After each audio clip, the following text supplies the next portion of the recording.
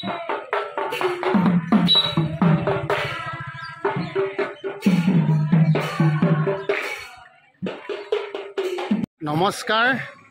ভাদ মাহৰ নামঘৰে সোণালী যাত্ৰাৰ আন এটি সুৰীয়া খণ্ডলৈ আপোনালোকক স্বাগতম জনাইছোঁ।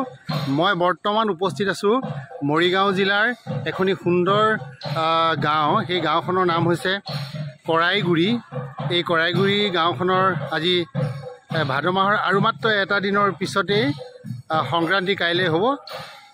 সেই উপলক্ষে মই বৰ্তমান উপস্থিত আছোঁ সেই কৰাইগুৰি নামঘৰত। এজোপা পলাশ গছ, এইজোপা পলাশ গছৰ ঠিক তলতেই এই নামঘৰ ভাগ আছে। আমি অকণমান ভিতৰলৈকে সোমাই যাবলৈ যত্ন কৰিছোঁ।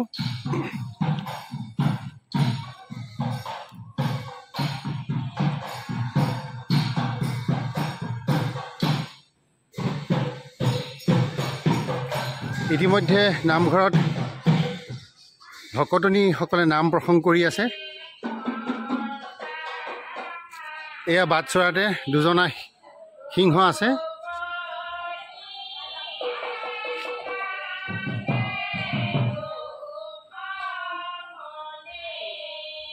অকণমান ভিতৰলৈকে সোমাই যাবলৈ যত্ন কৰিম এতিয়া।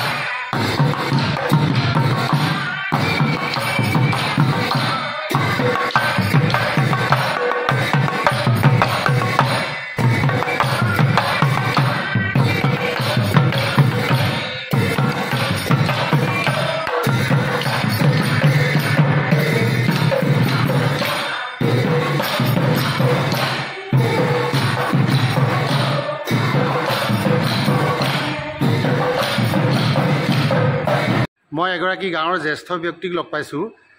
আগতেও কৈছোঁ যে মই কৰাইগুৰি গাঁৱত উপস্থিত আছোঁ আৰু নামঘৰত আছোঁ। ইতিমধ্যে আয়তী নামতীসকলে নাম প্ৰসংগ শেষ কৰিছে। তাৰ মাজৰে মই এগৰাকীৰ পৰা জানিব বিচাৰিম। প্ৰথমতে আপোনাৰ শুভ নামটো কওক। নামটো কি আপোনাৰ? মোৰ নাম শ্ৰীমতী কেখেমাৰ পাতৰ। হয় হয়, আপুনি এই গাঁৱৰে বাসিন্দা হয়নে?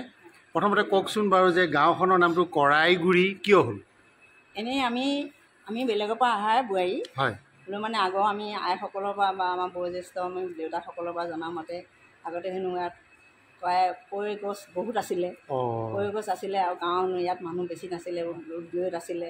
ইয়াত হাল বাব আহে, কৰাই গুৰি হেনো ভাজি ভাজি আনি কড়ৈ গছৰ তলত হেনো খাই বহি খাইছিলে বিয়াই খটাই মানে থাকে সেইকাৰণে হেনো নাম দিছিলে কৰাই গুৰি বুলি কড়ৈ গছৰ তলত থকাৰ কাৰণে কৰাই গুৰি বুলি কয় হেনো আমি এতিয়াও সেইবিলাক কথা জানি থাকোঁ আইসকলৰ পৰা ঠিক আছে আৰু এটা কথা মই সুধোঁ আপোনাক এইখন গাঁৱত শিক্ষিত মানুহ কিমান আছে বাৰু শিক্ষিত মানুহটো এতিয়া ল'ৰা ছোৱালীও বহুত হৈছে আগতেতো আমাৰ বহুত আছে কৱাৰী গাঁৱৰ কথা আপোনালোকে ভকত গাঁও বা জোৰগাঁও মানুহ জানেই গতিকে এতিয়া মানে আমি হিচাপ নকৰিলেও মানে আছে আৰু যথেষ্ট মানে হয় যথেষ্ট সংখ্যক শিক্ষিত লোক আছে ন আমি জনাত কেইবাগৰাকীওতো কলেজৰ অধ্যাপকেই আছে নামকেইটা কওকচোন এজন হৈছে জ্যোতিময় বৰদলৈ তেওঁ ক'ত আছে যোৰহাটৰ জে বি কলেজত নেকি এজন আছে পদ্মেশ্বৰ সেনাপতি তেওঁ আছে নগাঁও আৰু তাৰপিছত অসীম বৰদলৈ তেওঁ আছে বৰপেটা কলেজত তাৰপিছত আৰু অজিত কোঁৱৰ এইয়া মৰিগাঁও যে পুৰণা কলেজত আছে আৰু ইয়াতে তিৱা কাউন্সিলৰ এজন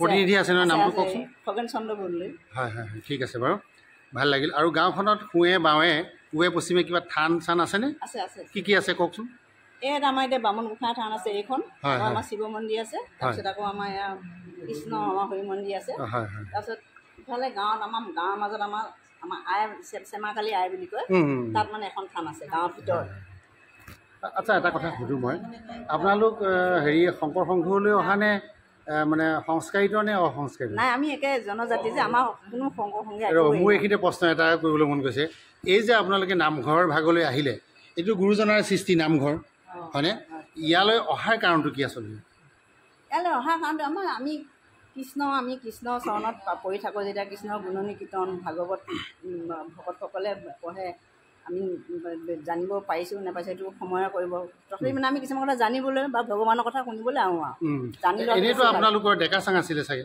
ডেকা চাং আগতে আছিলে এতিয়া ভাঙি ডেকা চাং নাইকিয়া কৰিলে কিয় নাইকিয়া কৰিব নিজৰ সেইটোহে আছিলে সেইটো বাঁহৰ আছিলে যে বাঁহৰ থাকিলে বুলি ভাঙিব নেকি তাৰপিছত মানে আমাৰ যুৱ ল'ৰাবিলাকে ভাঙি চিঙি এতিয়া বনোৱা নাই ডেকা চাংটো একেবাৰে এৰাৰ কাৰণটো কি এতিয়া ইয়াৰ কাৰণটো এইবিলাক ল'ৰাবিলাকে জানিব আৰু তাত মানে কি আৰু পূজা পাতল বলি বিধান এইবোৰ হোৱাৰ কাৰণে নেকি তেনেকুৱা প্ৰথমত কৰিছিলে ইয়াতো নামঘৰটো বলি বিধান নহয় নহয় আপোনালোকে সম্পূৰ্ণ বলি বিধান এৰিলে নে এৰিলে মানে আমাৰ ব্যক্তিগত গাঁও এনেকৈ ঘৰত মানে আছে তথাপি আমি ইয়ালৈ আহিলে আমি মাছ খাই নাহোঁ বা বলি বিধান নকৰে তেনেকৈ আমি মাহটো বা ভকতানী ক'লে নামঘৰলৈ আহিলে মানে আমাৰ ইয়াত মাছ মাংস খাই আজিলৈকে আমি তেনেকৈ পোৱা নাই আমি নিজেও খাই নাহোঁ ঠিক আছে ভাল লাগিল দিয়ক বাৰু এই কথাটো সোধাৰ কাৰণে বেয়া নাপাব হয়নে ভকতি কৰিবলৈতো কোনো জাত পাতৰ কথা নাই ঈশ্বৰৰ নাম সকলোৱে ল'ব পাৰে মই বিশ্বস্ত সূত্ৰে গম পাইছোঁ এই আইগৰাকী বোলে এগৰাকী সুন্দৰ অভিনেত্ৰীও আছিলে গতিকে মই আইগৰাকীৰ ওচৰলৈ যাব বিচাৰিছোঁ অকণমান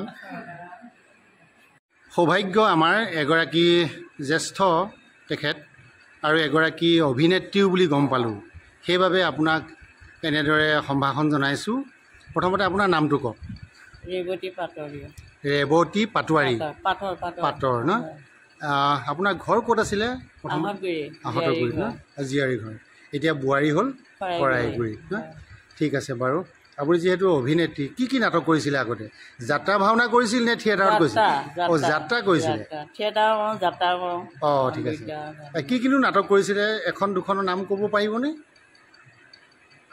অসম বিখ্যাত আৰু 5 পইচাৰ পৃথিৱী হয় কোনোবা ডাইলগ মনত পৰিবনে বচন এফাকিমান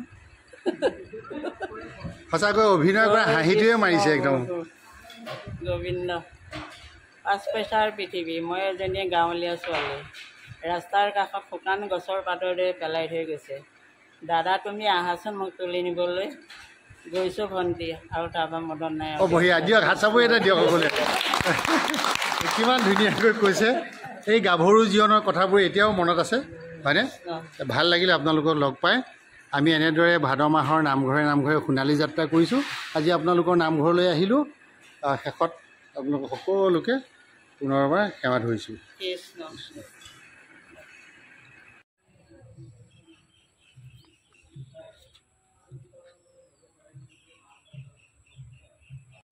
নামঘৰৰ গাতে এয়া হৈছে ৰংগমঞ্চ এটা আৰু একেবাৰে ৰংগমঞ্চৰ লগতে লাগি আছে এটা পুথিভঁৰাল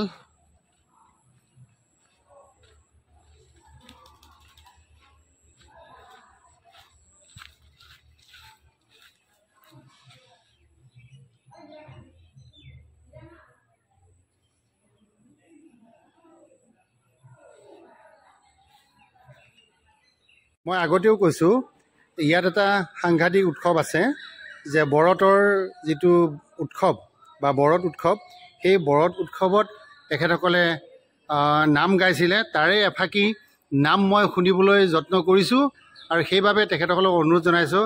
আপোনাৰ নামটো কওকচোন। মোৰ নাম দীপালী বৰুৱা।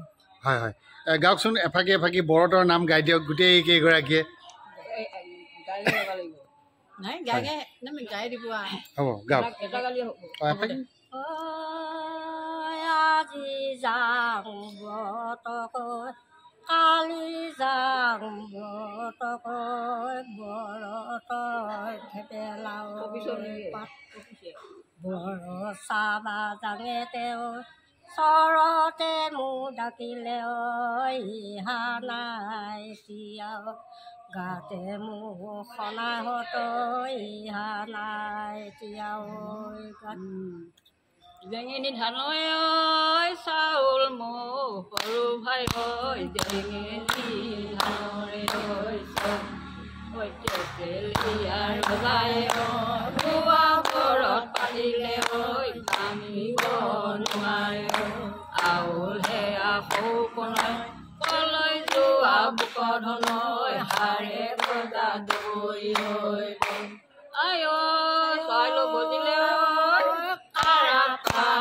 কৰি ঐ, গমনা বহিলে ঐ, এবেলা হাঁহিময় এবেলা কান্দিময়, বুৱা বৈ কলাতে লয়ে সেয়া লোকে ফুটে, ঠাই পাই দিয়া মোক পুৱা ঠাই গামৈ। বঢ়িয়া, ধুনীয়া ধুনীয়া ধুনীয়া। এই হৈছে আমাৰ লোক সংস্কৃতি, এইবোৰ আমি হেৰুৱাব নালাগে। এইটো এটা হৈছে কৰাইগুৰি গাঁৱৰ অন্য এটা নামঘৰ। এই নামঘৰটো য'ত আছে এই চুবাটোৰ নাম হৈছে ৱাবৰী চুবা। তেখেতসকলেও ইয়াত নাম ধৰি আছে। বলকচোন অকণমান সোমাই যাওঁ।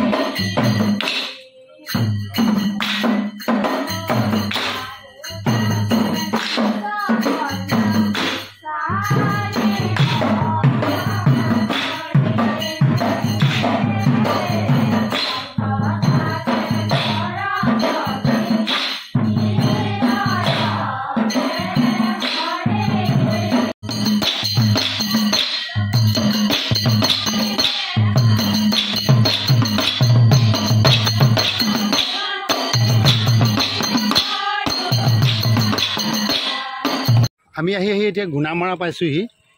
এই গুণামৰা ৰাস্তাত সোমাম। এইটো হৈছে শিৱ মন্দিৰ। আমি বাওঁ কাষেৰে সোমাই যাম।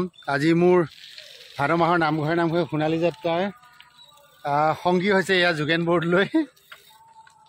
দুয়োজনে আহিছোঁ আজি। লগত বৰদলৈ আছে যোগেন বৰদলৈ। কেনেকুৱা অনুভৱটো লগত আহি কেনেকুৱা লাগিছে আজি? ভাল লাগিছে। কিবা ক'বানে? এই যে মই এনেদৰে যাত্ৰা যে কৰি আহিছোঁ, কেনেকুৱা অনুভৱ হৈছে? এই যাত্ৰাটো খুবেই ভাল। কাৰণ ভাদ মাহৰ নামঘৰত আমাৰ ভকত ভকতনীসকলে যিবোৰ নাম গায়, এই নামসমূহ মানে ইউটিউব চেনেলৰ জৰিয়তে ৰাইজক মানে বিলাই দিয়া হৈছে। সেইকাৰণে এইটো মানে খুব ভাল এটা মানে কাম হৈছে বুলি মই অনুভৱ কৰিছোঁ। ঠিক আছে, ভাল লাগিল বৰদলৈ এনেদৰে কোৱাৰ বাবে। এয়া শুনিছেই চাগে আপোনালোকে, নামঘৰত হৰিনামৰ ধ্বনিৰে মুখৰিত হৈ আছে। আমি এতিয়া সোমাই যাম।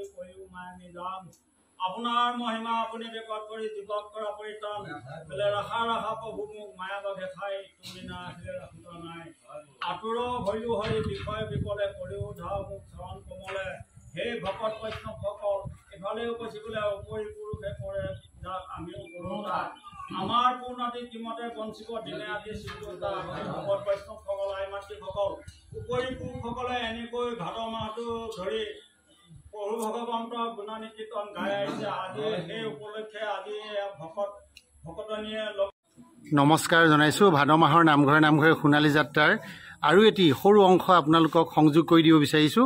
মই বৰ্তমান উপস্থিত আছোঁ, এইখন হৈছে গুণামৰা গাঁও, হয়নে? আৰু এই গুণামৰা 1 নং গুণামৰা গাঁও, আৰু মই বৰ্তমান 1 নং গুণামৰা গাঁৱৰ হৰি মন্দিৰত উপস্থিত আছোঁ। এয়া ইতিমধ্যে ভাদ মাহৰ নাম প্ৰসংগ তেখেতসকলে শেষ কৰিছে, আৰু গাঁৱৰে এগৰাকী মই জ্যেষ্ঠ ব্যক্তি, সমাজখনটো গোটেইখন আছেই বাৰু, তথাপি এগৰাকী জ্যেষ্ঠ ব্যক্তি হিচাপে তেখেতৰ পৰা মই গাঁওখনৰ বিষয়ে কিছু তথ্য ল'বলৈ যত্ন কৰিম।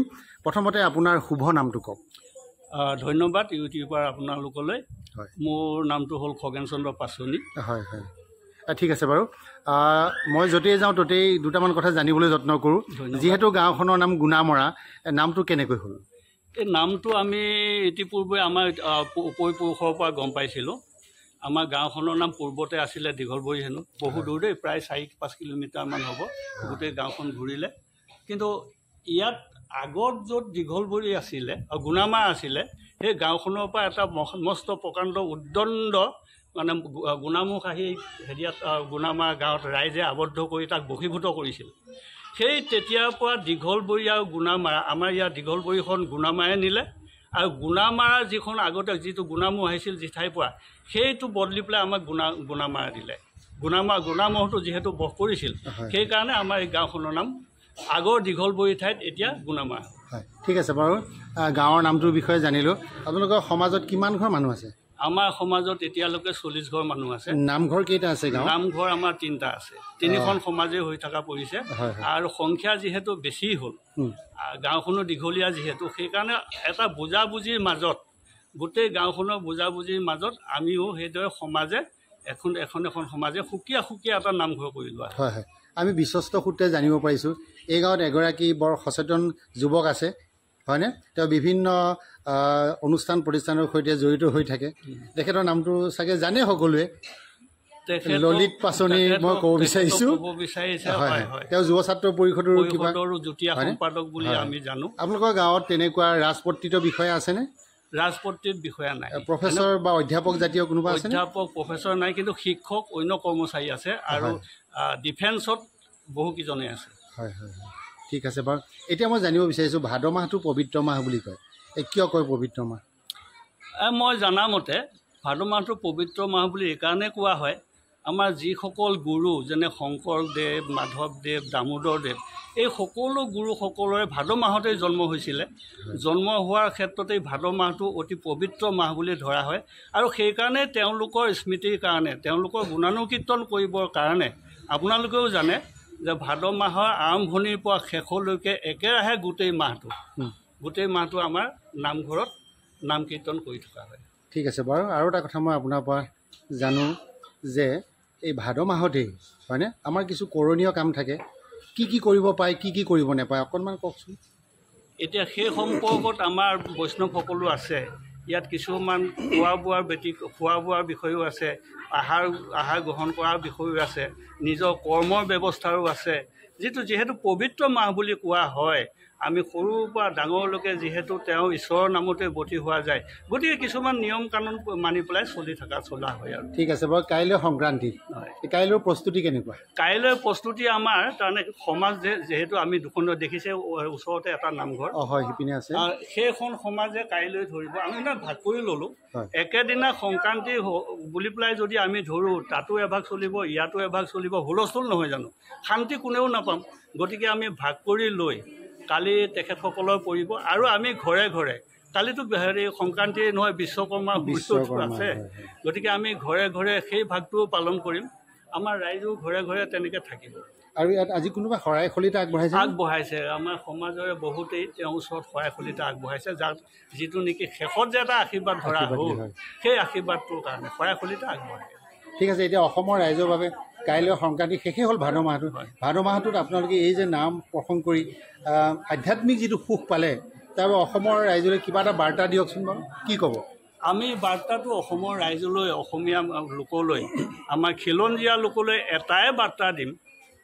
এই ভাদ মাহে এটা পবিত্ৰ মাহত যিহেতু তেওঁ অৰ্চন বৰ্ণনা কৰিয়ে কটোৱা হ'ল, গোটেই অসমতে নহয় ভাৰতবৰ্ষতে তথা পৃথিৱীত যাতে শান্তি বিয়পি যায়।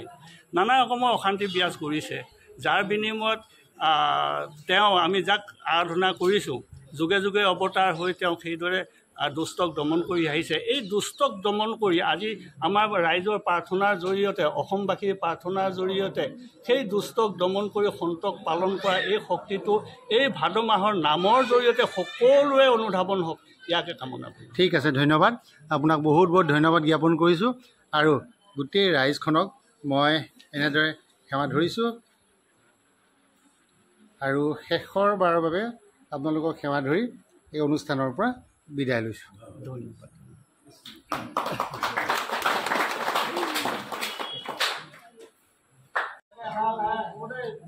গাঁৱৰ কেইবাগৰাকী আই মাতৃয়ে আজি চাকি বন্তি শৰাই শলিতা আগবঢ়াইছিলে। প্ৰথমতে নামটো ক'ব লাগে, কি নাম? মোৰ নাম শ্ৰী জোনাম মেধি। নামটো? নমস্কাৰ, মোৰ নাম শ্ৰী পম্পী মেধি। নমস্কাৰ, মোৰ নাম শ্ৰী সংগীতা বৰা। নমস্কাৰ, মোৰ নাম অমিয়া মেধি। মই এটা কথা চাৰিওজনকে সুধিব বিচাৰিছোঁ, কোনোবা এগৰাকীয়ে ক'লে হ'ব যে আচলতে কি আশ কৰি পেলাই, হয়নে, আজি ভাদ মাহটো পবিত্ৰ মাহ বুলি জনা যায়েই, তাৰোপৰি আকৌ বেলেগকৈ ব্যক্তিগতভাৱে চাকি শলিতা দিয়া হৈছে। কি আশ কৰি পেলাই দিয়া হৈছে আচলতে? মানে বৰ্তমান মোৰ ছোৱালীজনীৰ গাটো খুবেই বেয়া হৈ আছে আৰু ঘৰখনত সকলোৰে হৈ পেলাই আৰু মোৰ ছোৱালীজনী হৈ পেলাই ভণ্টিকত আগবঢ়া হৈছে। সুন্দৰ সুন্দৰ। আপোনাৰ কেনেকুৱা? মোৰ মানে ঘৰখনৰ হৈয়ে দিছোঁ আৰু ডাঙৰ মাহ ভাদ মাহটো। আপোনাৰ? মোক সেইটোৱে এজনী ক'লে আৰু দুইজনে কোৱা হ'ল, মানে কি একেই? এইটো মাহতে মোৰ মাও বিয়োগ হৈছিলে। হয় হয় হয়। তেখেতকো মানে সদ্গতি পাবৰ বাবে আমি আশাই দিয়ে আৰু সহায় এখন দিয়া হৈছে। ঠিক আছে, ঠিক আছে। আপোনাৰ? মোৰ একে, মোৰ যদি বোৱাৰী হয়। ঠিক আছে, শাহু বোৱাৰী আৰু এইফালে স্বামী স্ত্ৰী, গতিকে সকলোৰে আশাবোৰ পূৰণ হওক, তাকে কামনা কৰিছোঁ। ধন্যবাদ।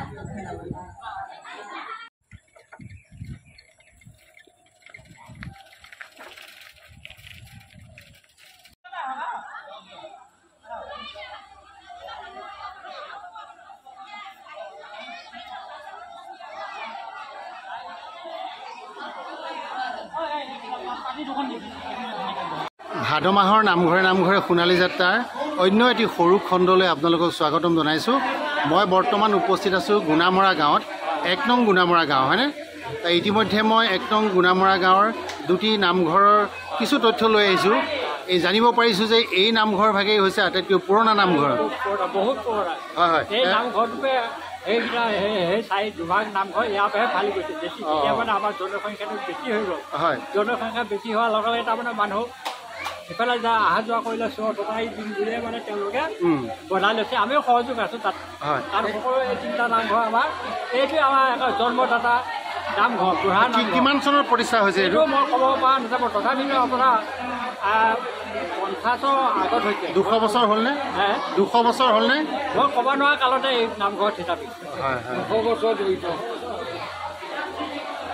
হেৰি, আপোনাৰ শুভ নামটো কওক, নামটো নক'লে নহয়। মোৰ ক্ষমা কৰিব, মোৰ নাম শ্ৰী কৃষ্ণ মেধি। হয় হয়। 1 নং গুণামৰাত ঘৰ। হয় হয়। এই নামঘৰৰ পশ্চিমতে নিচেই লগতে বেয়াখনৰ ইফাল সিফাল। ঠিক আছে। হেৰি, আপোনালোকৰ নামঘৰত কিমান ঘৰ মানুহ আছে এতিয়া? এতিয়া আমাৰ 30 ঘৰ মানুহ আছে। গায়ন বায়ন আছেনে আপোনালোকৰ? গায়ন বায়ন আছে। মই জানিছোঁ আপুনি বোলে বায়নো? হয়, গায়ন বায়ন দুইটা। গায়ন বায়ন দুইজনেই নহয়? ঠিক আছে বাৰু। আগত প্ৰাৰ্থনা। হয় হয় হয়। আৰু হেৰি নহয়, এই ভাদ মাহটো যে পবিত্ৰ মাহ, কিয় কয় পবিত্ৰ মাহ? এইটো ধৰ্ম মাহ। কাৰণ এই বাকীকেইটা মাহ ধৰ্ম নহয় নেকি? ধৰ্ম হয়, তথাপিতো গুৰুসকলৰ মানে এই ভাদ মাহটোত আমাৰ জন্ম নহ'লেও তিথি পৰিছে। তিথিবিলাক এইটো মাহত পৰিছে বেছিকৈ। শংকৰদেৱ জন্ম তিথিটো নহ'লেও হয়তো আমাৰ মৃত্যু তিথিটো আমাৰ সকলোৱে পালি আহিছে। দামোদৰ গুৰুৰ তিথি পালিছে, শংকৰ গুৰুৰ তিথি পালিছে, মাধৱ গুৰুৰ তিথি পালিছে, চৈতন্য গুৰুৰ তিথি পালিছে। কাৰণ এই ভাদ মাহটো হেনো হেৰি পবিত্ৰ দিন গতিকে আমাৰ এই নামঘৰে গোটেই মাহটো তেওঁৰ নাম সমৰ্পণ কৰি কাষত দি আমাৰ এই দিনটো বুজাই দিয়ে। আচ্ছা, মই আৰু এটা কথা জানিব মন গৈছে, এই নামঘৰৰ বিষয়ে এনেকুৱা এটা কাহিনী কওকচোন যিটোৰ বাবে আপোনালোকে ধৰক বা আমি নামঘৰটো এটা বিশ্বাস যে কোনোবাই কয় কেতিয়াবা বুঢ়া ডাঙৰীয়া ওলায়, কোনোবাই কয় মানে আকৌ বগা সাজত, এনেকুৱা কেনেকুৱা কিবা কথা আছে নেকি? হয় হয়, বঢ়িয়া কথা কৈছে আপুনি।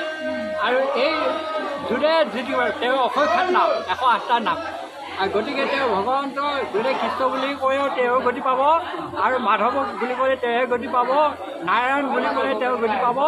এই কৃষ্ণ ভগৱন্তৰ যি বিষ্ণুদেৱ তেওঁ 108টা নামৰ ভিতৰত এই সংসাৰত যিমান লোক আছে যোনে যিটো ভাল পায় নাম লয় সেইটোতে তেওঁ গতি দিব। আমি জনাত নামঘৰ মানে হ'ল নিত্যানন্দৰ বাস, অনবৰতে আনন্দ থাকিব লাগে।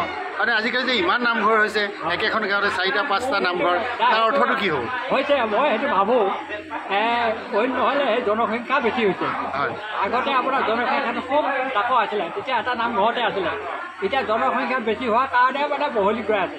এতিয়া কৈছে যে পৃথিৱীয়ে ঠাই দিব নোৱাৰা সময় হৈছে। আপোনালোকে নিশ্চয় জানিছে এতিয়া ইতিমধ্যে গোটেই লোকবিলাক বেলেগৰ পৰা আহি স্থান লৈছে।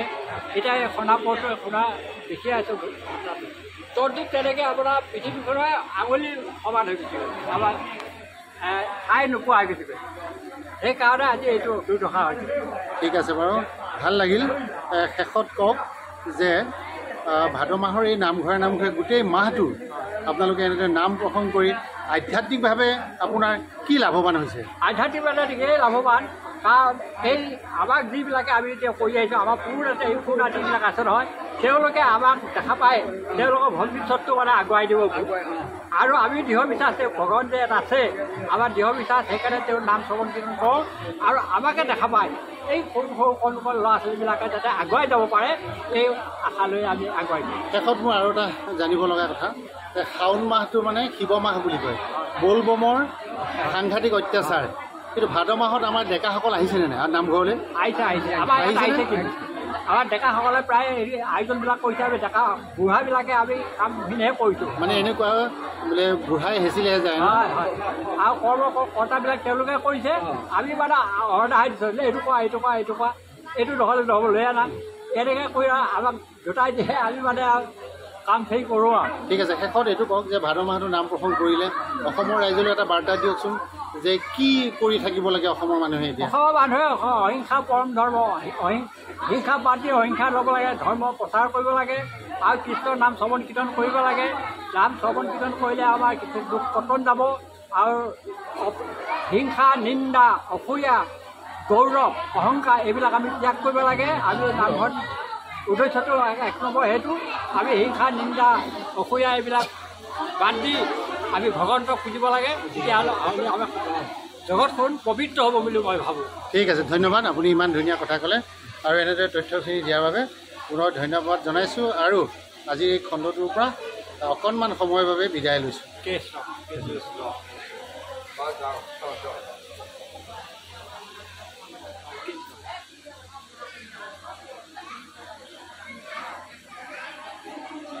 এয়া হৈছে 2 নং গুণামৰাৰ কীৰ্তন ঘৰ। মই এগৰাকী গাঁৱৰ জ্যেষ্ঠ ব্যক্তি লগ পাইছোঁ। প্ৰথমতে আপোনাৰ শুভ নামটো কওক। নামটো কওক। মনু ডেকা। মনু ডেকা ন? আপোনালোকে 2 নং গুণামৰা হয়নে? এইভাগেই হৈছে আপোনালোকৰ নামঘৰ হয়নে? নামঘৰটো কিমান চনত প্ৰতিষ্ঠা হৈছিলে?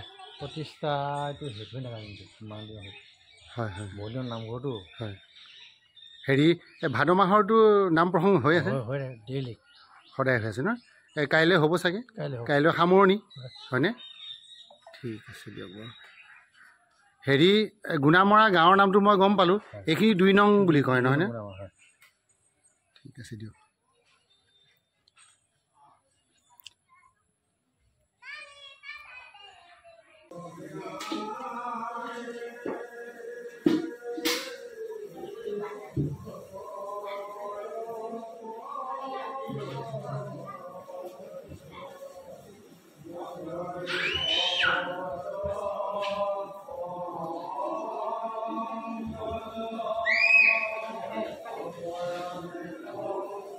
আছে